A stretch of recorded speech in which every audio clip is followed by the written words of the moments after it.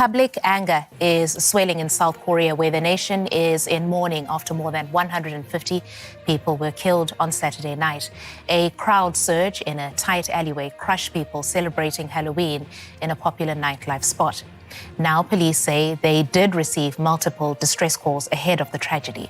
The police chief has apologized for not responding faster and is vowing to learn from the mistakes.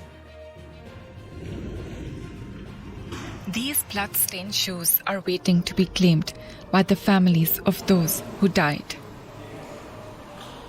In this sports hall, authorities have lined up belongings left behind after the deadly crush. Many of these items will never be returned to their owners.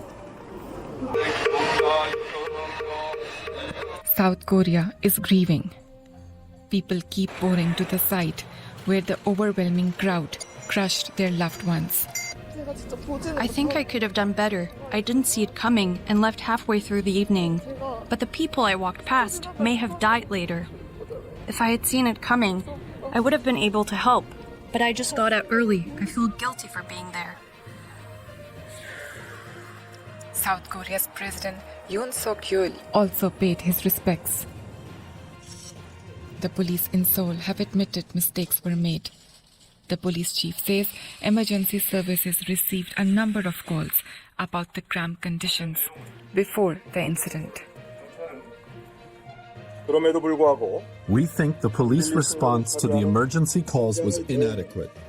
As a representative of the organization, I feel a heavy responsibility for this incident. But this apology won't offer much solace to the many families mourning the loss of their loved ones. The journalist Josh Smith is a senior correspondent with Reuters news agency in Seoul. I asked him about the admission of responsibility from the police.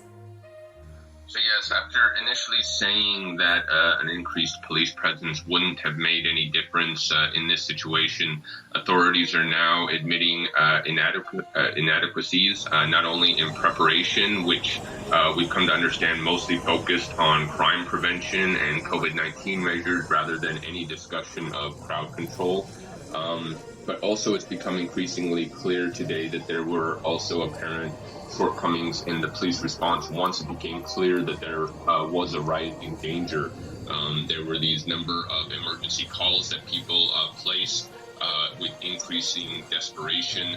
And our understanding is that at least out of 11 of these calls, the police only responded to 4 of them. And it's unclear what measures they took in response to those calls that they did respond to. So there's likely to be more details come out as we learn more about the exact response. But certainly, as you noted, that outrage is rising, and that led to increasing admissions of responsibility from authorities here. Josh, how has this tragedy affected the city of Seoul? It certainly cast a pall over what otherwise would have been a rather lively holiday weekend. Halloween is not a major holiday in South Korea, but because of the young people, it's a major time to party. And as we saw in Itaewon, many people were quite excited to get out and enjoy a good time, really for the first Halloween that hasn't had to have major COVID-19 restrictions. But all of that really came to an end, obviously, after Saturday night's tragedy. And so we saw a lot of events canceled across the city and the country, and a lot of real questioning as well, basically. How could this have happened, and what does this mean, not only in this kind of specific instance, but kind of a rising question, particularly by young South Koreans who already feel like the government often doesn't hear their concerns or take care of them. All right, that is Josh Smith, senior correspondent with Reuters in Seoul. Thank you, Josh.